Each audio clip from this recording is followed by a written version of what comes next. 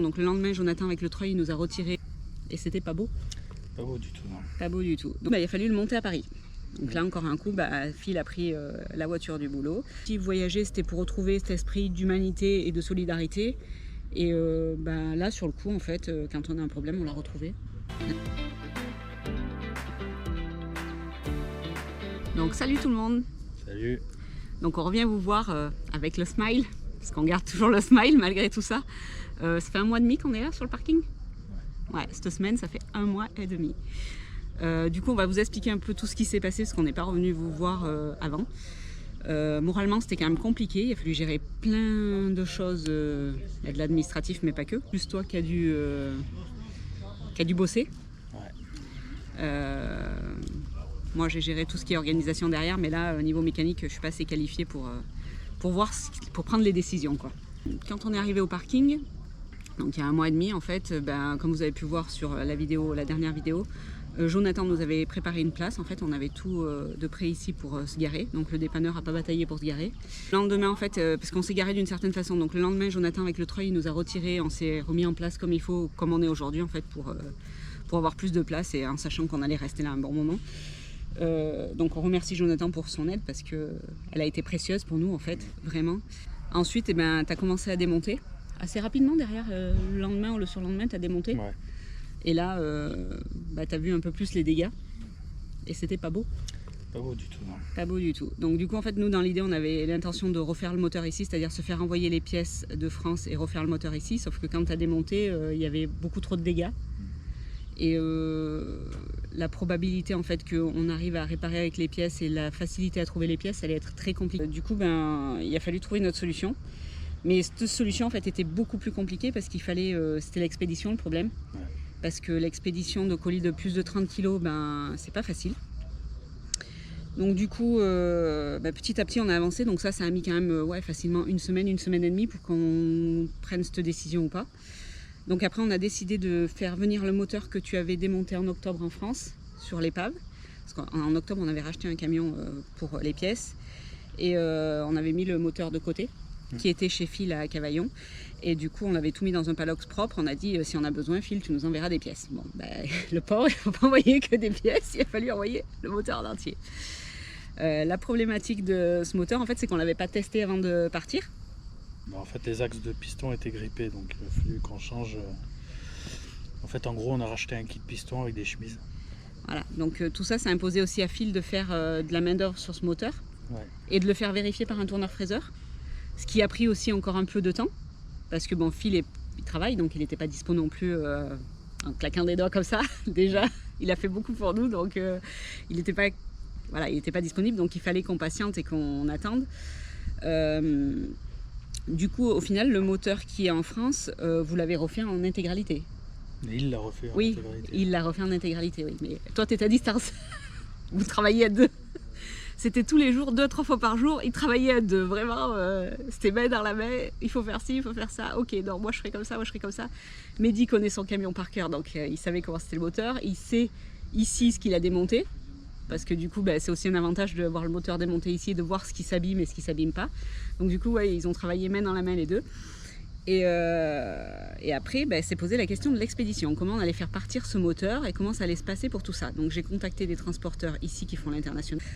Et du coup, en fait, ma problématique à laquelle je me heurtais, c'est comme en Turquie, c'est-à-dire que c'est de la pièce mécanique et que la pièce mécanique, c'est compliqué à importer. Donc, j'avais contacté un gros transporteur d'ici, un des plus gros de Géorgie, qui m'a répondu au départ oui, qu'en fait, que si on passait de professionnel à professionnel, ça fonctionnait. Donc ça, c'est pas un souci, parce qu'ici, on a trouvé un mécano russe, ouais. Par hasard.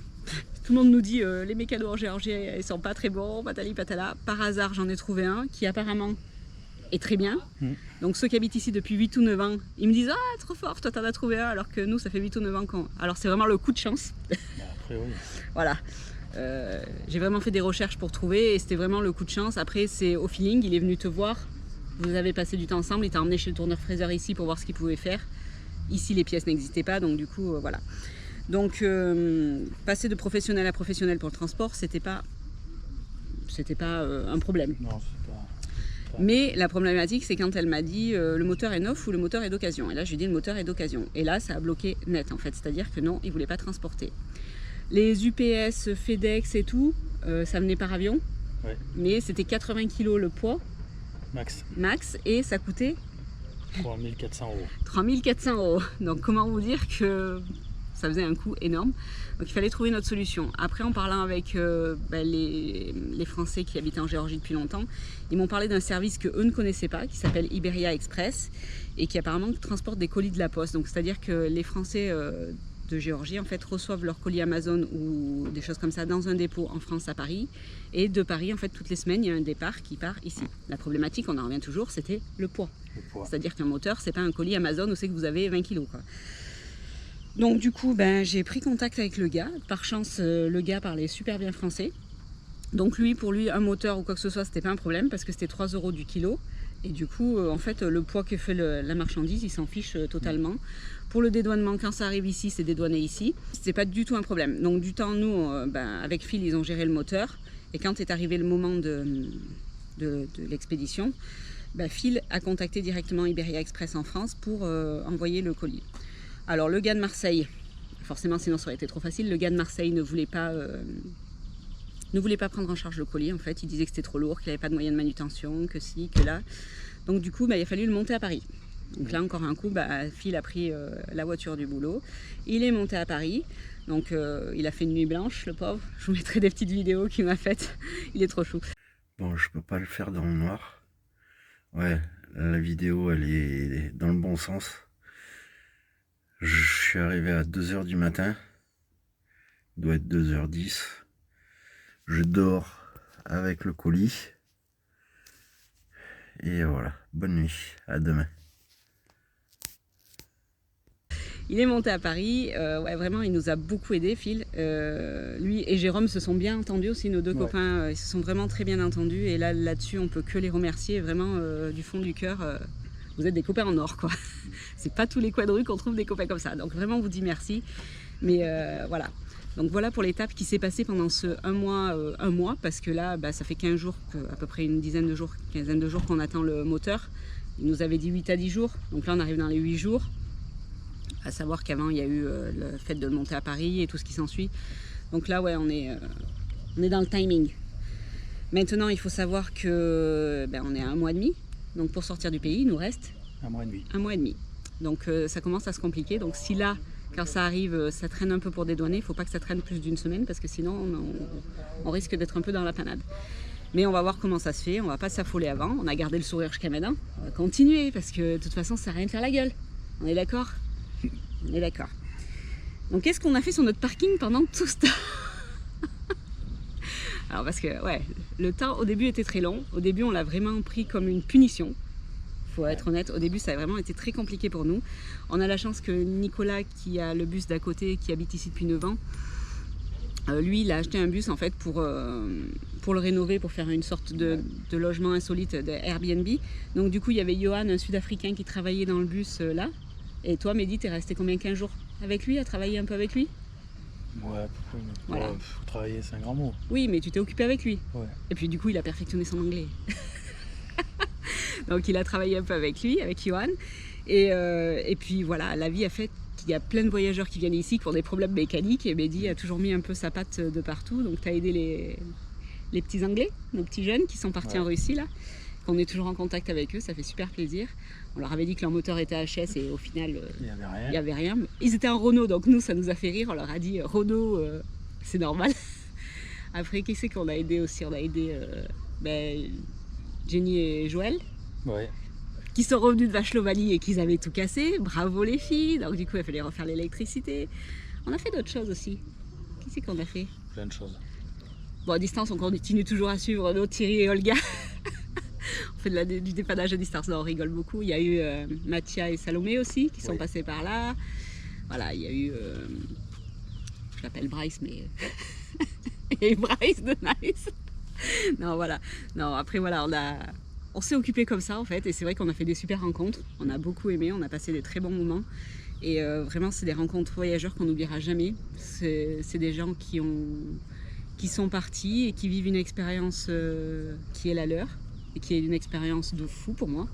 Même si nous on vit un peu la même chose, mais voir dans les yeux des autres en fait des choses, c'est différent. Visite et tout ce qui s'ensuit, la ville on n'a pas tant visité que ça, enfin, on avait déjà un peu été, donc du coup c'est pas ce qu'on a fait le plus. On a été un peu dans les souks, dans les souterrains, donc là on a découvert plein de choses qu'on ne découvrirait pas en tant que touriste en fait, parce que c'est pas l'intérêt, t'as pas le temps quand t'es touriste.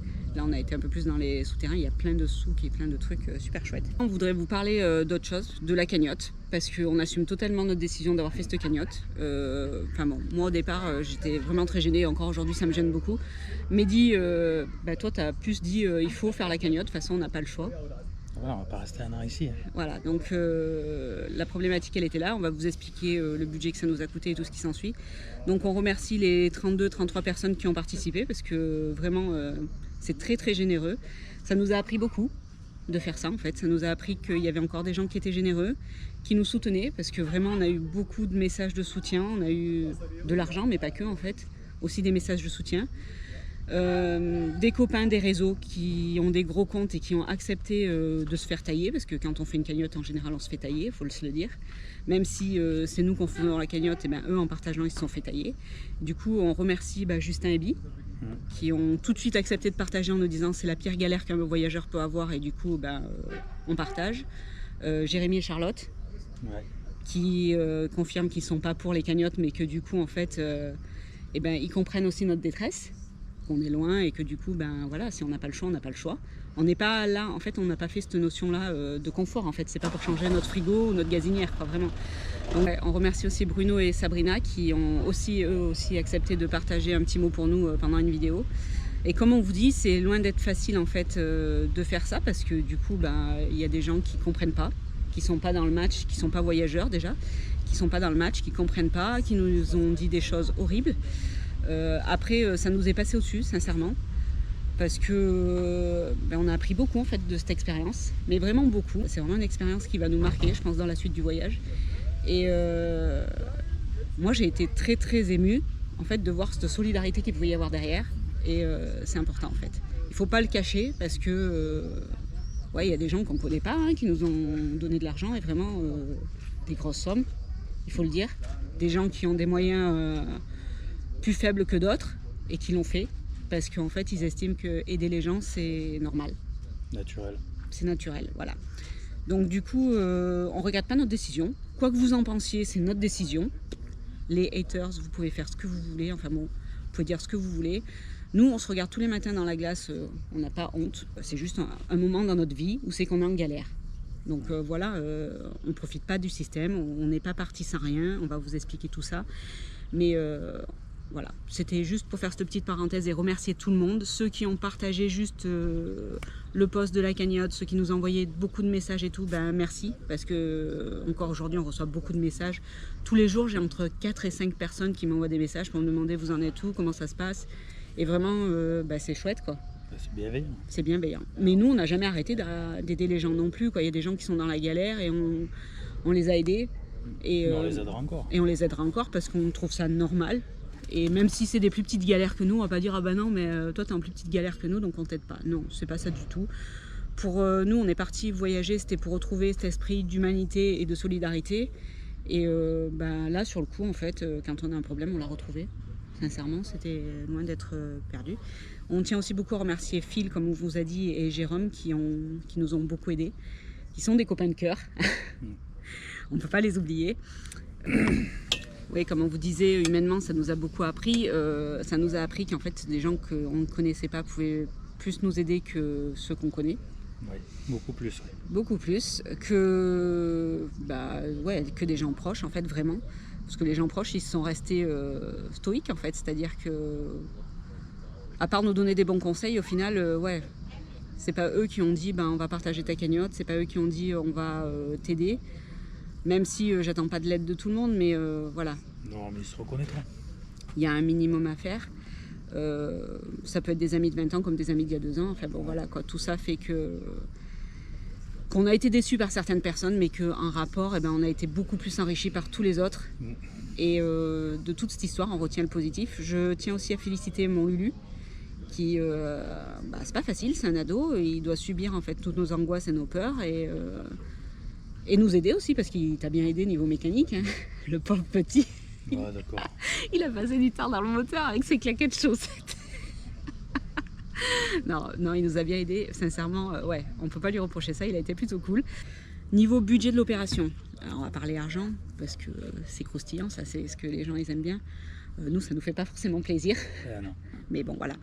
Donc on n'est pas parti sans rien, comme certains nous ont dit. On avait un budget de secours qui était à peu près de 4 500 €, qui était le budget du CPD d'ailleurs. Ouais. Pour le CPD, pour pouvoir aller dans des pays plus loin. Ce budget, on n'y touche pas, en fait. C'était quelque chose qu'on avait mis de côté pour le au cas où, comme on vous dit. Aujourd'hui, on est aux 4 000 €, quoi, très clairement. Donc on a eu nos visas russes qui ont été perdus, qui coûtaient plus de 500 €. On a fait 2 dépannages à 700 €. Le dépannage en Russie et le dépannage ici en Géorgie. On a pour à peu près 1 000 € de pièces entre la réfection du moteur et les pièces. Donc là, vous voyez, on est déjà presque à 3 000 €, même peut-être un peu plus. Et il faut savoir que l'expédition du moteur a coûté 650 €. Et 650 €. Et ici, en fait, on n'a encore pas dédouané. On a encore des frais. Hier, on a acheté l'huile. Enfin bon, il y a encore des frais de tout ce qui est Frais annexes. les frais annexes, la fourniture. Peut-être un peu de main-d'œuvre. Même si on a des copains ici qui ont dit qu'ils allaient nous filer la main, qui revenaient exprès. Donc, ça, encore une fois, c'est super. Merci les copains. Et du coup, voilà. Donc, ouais, le budget de l'opération, c'est à peu près 4 000 €. Donc, oui, c'est un coût. Oui, on a perdu beaucoup d'argent. Après, la cagnotte nous a beaucoup aidé. Beaucoup. Donc, vraiment, merci encore une fois. Je suis chiante à dire tout le temps merci, mais ça me touche beaucoup en fait. Et c'est quelque chose que j'oublierai jamais. Donc, oui, 4 000 €. Donc, c'est quand même un sacré coup. Après, on repartira plus riche parce que du coup, Charlie est tout neuf. Non, pas plus riche, mais plus tranquille. Plus tranquille, ouais. Parce que là, on n'en a pas plus qu'avant. Hein. Non, mais voilà, en fait, on voulait mettre au clair cette histoire de vous êtes parti sans rien, patali patala, c'est pas du tout le cas. C'est juste que quand il vous arrive des galères comme ça, ceux qui n'y sont pas passés ont du mal à le réaliser, mais il y a quand même beaucoup de monde qui y passe. On s'en rend compte en voyageant, en fait, avec les discours des uns et des autres. Il y a quand même beaucoup de monde qui y passe, que ce soit des véhicules récents ou des véhicules vieux. Et ça arrive à tout le monde. Hein. Voilà, il n'y a pas de sujet sur tu as choisi tel ou tel véhicule. Après, c'est vrai qu'on ne savait pas que les pays de l'Est, il y avait si peu de Renault. Parce que ça, on l'a appris ici, en fait. Hein. On s'est vraiment rendu compte que Renault n'existait quasiment pas dans les pays de l'Est. Et c'était très compliqué. Qu'après la Turquie, l'importation des pièces mécaniques était très compliquée. Difficile, ouais. Donc voilà, c'est des choses qu'on a appris, c'est de l'expérience, c'est quelque chose qu'on retiendra. C'était quelque chose qu'on vous repartagera sûrement parce que c'est pas quelque chose qu'on voit comme un échec. Non, pas du tout. Mais voilà, c'est quelque chose qu'on partagera. Après, oui, il y a eu de la déception de ne pas pouvoir aller dans les stands. Mais est-ce que c'est plus important que le reste? Non. Sincèrement, non. En fait, on a appris beaucoup. C'est riche, toute cette expérience, elle a été riche humainement. Vraiment, humainement, on s'y retrouve. Ça nous a fait remettre en question sur plein de choses. Et voilà. Donc après, qu'est-ce qu'on va faire par la suite? Déjà, on va rouler. Juste le fait de faire des tours de roue, ce sera déjà fabuleux. J'espère que nos pneus vont pas être trop abîmés parce que le dépanneur, il nous les a quand même un peu abîmés. Demain, ils sont bien malades. Donc on va voir comment on fait, s'il faut les changer ou pas, on va voir parce que c'est encore un budget. Et enfin bon, voilà, vous avez bien compris que c'était compliqué. Du coup, la cagnotte, on l'a laissée ouverte pour l'instant. Tant que l'affaire n'est pas résolue, on a dit on la laisse ouverte. Ceux qui veulent participer, ils peuvent participer. Il n'y a aucun problème. Et puis voilà, où c'est qu'on va? Déjà, on va sortir de la Géorgie. Géorgie-Turquie, déjà, on est obligé de sortir par les roues. On n'a pas le choix. Ah, pas le choix. Donc après, on va voir peut-être le bateau en Grèce. Et après, on ne sait pas si on rentre direct en Tunisie ou si on fait un petit tour annexe ailleurs. On vous expliquera tout ça plus tard. Déjà, il faut sortir de notre panade. Et niveau Asie, ouais, pour l'instant, on fait une croix. Hein. Plus tard. Voilà, on verra plus tard. Mais on reviendra sûrement pas avec un véhicule Renault. On a appris qu'il y avait des marques en fait pour aller dans ces pays-là. Peut-être même plus qu'en Afrique. Oui. C'est vraiment plus compliqué. Donc du coup, ouais, il y a des marques qu'il faut éviter pour aller en Asie, en fait, très clairement. Du coup, voilà. On avancera différemment, mais pour l'instant, c'est pas le sujet d'actualité. On va retourner sur nos acquis. C'est plus facile pour nous. Après, on n'a pas d'impératif de vie où c'est qu'on se dit il faut faire ça en temps de temps, il faut faire ci, voilà. On n'a pas d'impératif de vie. Et puis comme on dit souvent, bon, toi Mehdi tu peux plus travailler, mais moi si je dois aller travailler, j'irai travailler, et puis voilà, quoi, il n'y a pas de problème, que ça soit en France ou ailleurs, il y a du travail de partout. Il y en a du travail. Il y en a. Pour celui qui veut travailler, il y en a. Voilà, donc du coup, c'est pas un sujet ou un problème. L'argent, ça part, ça revient. C'est la vie. Quand on roule pas, on fait quand même des économies. Hein. Ah c'est le but. Ce mois-ci, on a quand même fait beaucoup d'économies. Ouais. Non, mais voilà. Donc, on en a besoin aussi. On en a besoin. On les met de côté, ouais. On est comme les, comment on dit, comme les écureuils. On met de côté. Non. Et oui, il va y en avoir besoin pour prendre le bateau. Le bateau, c'est pas gratuit non plus pour revenir. Et si on peut. S'il y a le bateau, les pneus à changer, il y a encore des frais. Quoi. Il y a encore des frais à faire. Donc financièrement, ça a été un gouffre pour nous. Mais on garde tout ça en positif. Et puis c'est une expérience que. C'est une expérience de voyage. De voyage, voilà. Certains... C'est pas tout beau, tout rose, comme certains le disent. Cette épreuve, on la traverse d'une manière pas sereine, parce qu'on n'est pas serein, il ne faut pas se leurrer, mais on la traverse facilement. Mais peu de monde connaissent notre vie, mais on a quand même eu des phases difficiles dans notre vie, donc celle-là en est une autre. Construire sa maison tout seul avec nos 4 mains, parce qu'on l'a fait avec nos 4 mains, quoi. Voilà. Donc aujourd'hui, oui, on a une maison, on n'a pas envie de la vendre. Mais c'est aussi parce qu'on y a travaillé dessus, on s'est acharné en fait, on n'a jamais cédé, on n'a jamais lâché, voilà quoi. Ça fait un parcours de vie quoi, donc voilà, prendre les choses sereinement, c'est aussi savoir que la vie n'est pas toute rose. Voilà, les personnes qui critiquent et les personnes qui crachent, elles n'ont peut-être pas le même parcours de vie et voilà, c'est tout quoi. Après il y en a d'autres qui ont un parcours de vie difficile, on le sait pertinemment. Il y a des choses, pour moi la chose la plus difficile dans une vie en fait, là le moteur pour moi c'est du matériel, ça serait la maladie et on a rencontré des voyageurs ici qui nous ont dit on a dû être rapatriés, il y a des choses comme ça qui se sont passées. Pareil, l'assurance santé c'est quelque chose d'important, aujourd'hui on s'en rend compte, que l'année dernière on est parti sans assurance santé, aujourd'hui on le refera pas, on est d'accord. On a acquis et appris notre expérience en fait et du coup il y a des choses qui sont impondérables. C'est-à-dire qu'on ne fera plus les mêmes erreurs. Voilà, après, advienne qui pourra, ceux qui critiquent, et voilà. Comment vous expliquer que le monde est fait de haine et de hargne, de mépris. Mais est-ce que c'est utile? Les énergies négatives que tous ces gens renvoient, si on peut les éviter. Ça forge le caractère. Ouais. Voilà, toi tu as un parcours d'enfance très difficile, donc du coup oui, ça forge le caractère, je suis d'accord avec toi. Mais ouais, voilà, il y a un moment, il faut passer outre et il faut se dire que c'est pas grave. Et puis, on va vous le répéter, je sais qu'il y a des gens qui aiment pas qu'on vous dise, vous aimez pas qu'on dise ça, mais on n'est pas sur les réseaux pour faire le buzz, loin de là. Les réseaux, on y est parce qu'on a un projet touristique en Tunisie, on a besoin d'avoir une certaine visibilité. Après, ce qui se passe sur les réseaux, l'aspect commercial du truc, les partenariats, parlons-en. Les partenariats, on était dans les premiers à demander des choses aux fournisseurs quand on a construit le camion, on s'est fait traiter de fou. Donc voilà, moi je fais des partenariats sur des choses que j'aime et que j'apprécie, mais si j'en ai pas besoin, déjà je vais pas le faire quoi.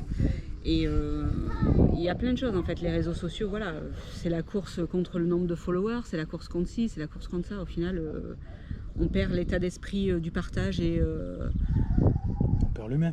On perd l'humain, ouais. Très clairement. Donc du coup, c'est aussi quelque chose qui nous a fait avancer dans notre expérience ici. Ouais. Pendant 1 mois et demi, en fait, on s'est rendu compte de certaines choses. Ouais, on continuera à vous partager sur YouTube, hein, bien sûr, il n'y a pas de souci. Mais en fait, on cherche pas la gloire, quoi. Loin de là. De toute façon, vivre de YouTube, pour moi, c'est une utopie. Alors oui, il y en a qui en vivent, on est d'accord. Mais ça reste quelque chose de... Pour moi, ça reste quelque chose de faux, en fait. Donc on veut pas vendre notre âme à YouTube ou aux réseaux sociaux, donc on veut rester nous-mêmes. Voilà. On est des êtres humains et comme tout être humain, on a des émotions, on a des émotions et des... comment on dit ? Et en fait, c'est important de ne pas s'y perdre. Et je suis contente jusqu'à présent, je pense pas qu'on ait perdu notre état d'esprit en fait. Même si on a fait des choses qu'on se rend peut-être pas bien compte jusqu'où on a été en fait.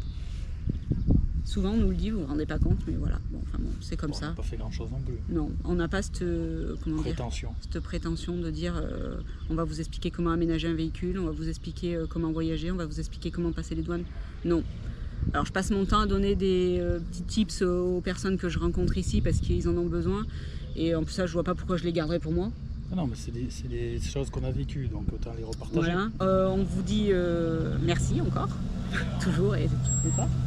Et on vous dit à bientôt dans la prochaine vidéo. On espère que dans la prochaine, on vous parlera du dédouanement du moteur et que ce sera enfin notre départ. On va rester positif en espérant qu'il n'y ait pas d'autres problèmes. Et en attendant, je vous partage tous les jours un peu nos états d'âme sur Instagram. Donc vous pouvez aller voir. Allez, on vous fait de grosses bises. Bye bye. Bye.